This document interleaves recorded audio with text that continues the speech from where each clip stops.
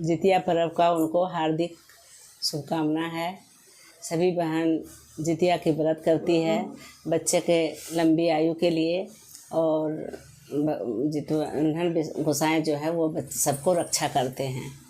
मैं अब जितिया व्रत का कथा प्रारंभ करने जा रही हूँ।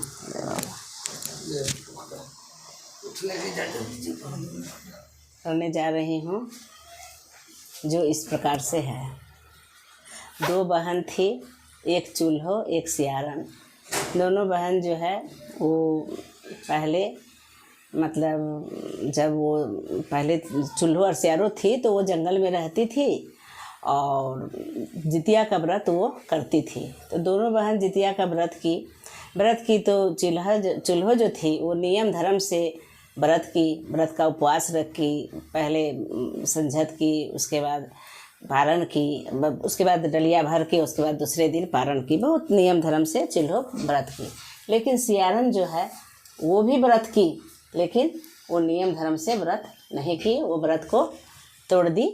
वो क्या की, 12 बजे रात में उठ के और चली गई। एक राजा का लड़का ख़त्म हो गया था, उसी को लाके अपने मान में खा रही थी।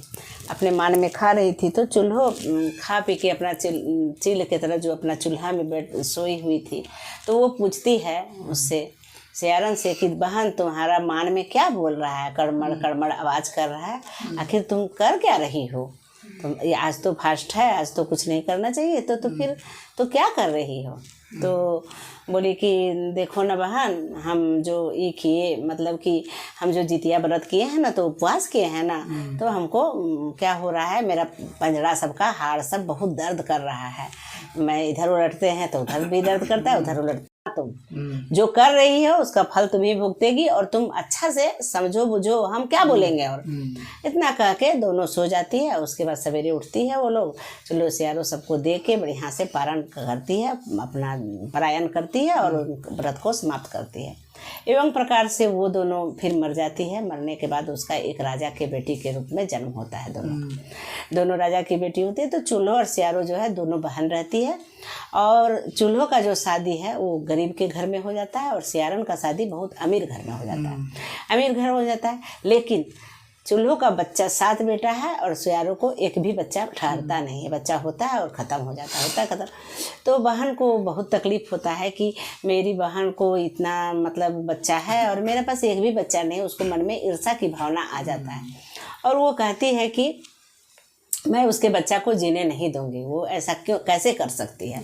एक बार वो तो राजा के घर में उसका शादी हुआ, तो बहुत अमीर थी। वो क्या कि लड्डू बना के उसमें जहर मिला के और अपना दरबान को लेके भेज दी। बोली जाओ तुम दे आओ ना मेरी बहन के घर। वहाँ दे आया, बच्चा लोग लड्डू खाया तो बच्चा लोग गिर गया।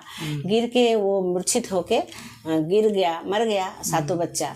शंकर पार्वती जी का आसन डोल गया। माँ पार्वती जी बोलती है कि हम इसी रास्ते से जाएंगे।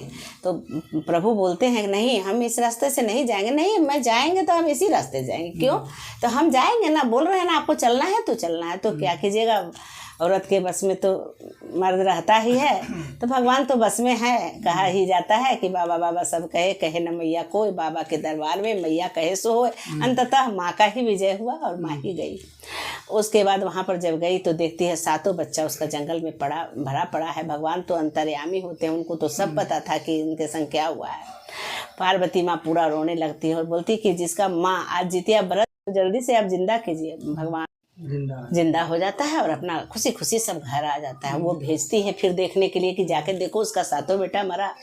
क्यों मरेगा? वो तो प्रभु का एक कृपा है, कोई बच्चा उसका नहीं मरा। तो वो बोलती है कि उसका 7 बेटा मर गया क्या? कहता नहीं, कोई नहीं मरा है। अब तो उसको टेंशन हो गया। लास्ट में वो बोली कि तुम जाओ, ऐसे नहीं मरेगा, तुम लोग जाओ, तलवार से 7 को काट के और धड़ से अलग कर दो, तब तो मरेगा। वो गया, उसी तरह 7 को काट के जंगल में फेंक दिया। फिर माँ पार्वती जी वही बात कि नहीं नहीं, मुझे उसी रास्ते से जाना है। तो क्यों आपको उस रास्ते से जाना? तो इसलिए कि हमको जाना है तो जाना है, आप चलिए ना प्रभु। गए तो फिर वही हाल है, 7 बच्चा उनका मरा पड़ा है। तो वो बोलने लगा, बेटा तो वो बोलने लगे कि सातों बच्चा जिसका मर गया है उसका माँ को कैसा लगेगा, वो कैसा लगेगा, इसको जल्दी आप जीवित कीजिए, इसको जल्दी से जीवित कीजिए। तो बोला कि ठीक है। तो वो फिर गमंडल से जल निकाल के सातों बच्चा को जीवित कर दिए। सातों बच्चा जब जीवित हो गया उसका, तो सातों बच्चा जो है उसका जीवित हो जाता है। तो फिर क्या होता है कि फिर वो भेजती है, उसके तो मन में ये है कि मरा कि नहीं। वो जब गया देखने तो उसका सातों बच्चा फिर से जिंदा है। अब तो उसका दिमाग चकराने लगा कि ये क्या हो रहा है, मैं बार बार मार रही हूँ और बार बार इसका बच्चा बच रहा है, ऐसा कैसे हो सकता है, तो ऐसा कैसे हो सकता है। तो फिर बोला, फिर गई तब लास्ट में हार पार के वो अपने बहन के पास जाती है और कहती है, बहन तुम ये बताओ कि तुम्हारा सब बच्चा जीवित है और मेरा सारे बच्चे मर जा रहे हैं, आखिर कारण क्या है। तो बोला कि देखो बहन, तुम उस जन्म का याद करो, उस जन्म में तुम क्या की थी कि हम तुमको बोल के तुम जितिया व्रत की हो, सही हो बहन। तो तुम बोली नहीं, हम इधर उलटते हैं तो पंजड़ी का हाड़ बोलता है, उधर उलटते हैं तुम महाराजा का बेटा को लाके खा रही थी। तो उस जन्म का तुम्हारा कर्म का फल अभी मिल रहा है, जो तुम दुष्ट भावना को त्यागो और तुम जो हो अच्छे से नियम धर्म के साथ व्रत करो तो तुम्हारा बच्चा बचेगा। तो फिर वो उसी तरह से नियम धर्म से बच्चा करने लगी, व्रत की, तो उसका बच्चा भी बचने लगा। इसलिए कहा जाता है कि चिल्हों की तरह सब कोई को हो और सियारों की तरह किसी को नहीं हो। तो इस तरह से जीवित वाहन का मतलब जितिया व्रत का कहानी समाप्त होता है। जय जितवाहन गोसाई की जय। सब बच्चा दीर्घायु हो।